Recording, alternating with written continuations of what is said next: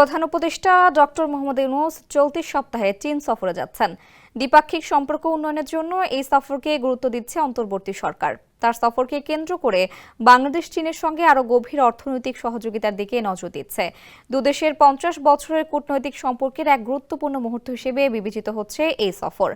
আঞ্চলিক পরিস্থিতির পরিবর্তন এবং ভারতের সঙ্গে উত্তেজনার মধ্যে এই সফর ভূ-রাজনৈতিকভাবে গুরুত্বপূর্ণ। চীনের সাথে বাণিজ্য সম্পর্ক জোরদার, চীনা বিনিয়োগ আকর্ষণ করতে এবং স্বাস্থ্যসেবা, শিক্ষা ও পানি ব্যবস্থাপনা সহ বিভিন্ন ক্ষেত্রে সহযোগিতা বাড়াতে আগ্রহী বাংলাদেশ। সম্প্রতি পররাষ্ট্র উপদেষ্টা মোহাম্মদ তৌহিদ হোসেন গণমাধ্যমকে জানান, প্রধান উপদেষ্টা সফরে অর্থনৈতিক সহযোগিতা গুরুত্ব পাচ্ছে। চীনের কাছ থেকে আরও বিনিয়োগ চাওয়া, সেই সঙ্গে সেখানে পণ্যের রপ্তানি বাড়ানোর পরিকল্পনা করছেন তারা। পররাষ্ট্র উপদেষ্টা আরও বলেন, চীনা কোম্পানিগুলো তাদের কারখানা এখানে স্থানান্তর করবে এবং বাংলাদেশের অনুকূল বিনিয়োগ পরিবেশের সুবিধা নেবে বলে আশা করছেন তিনি।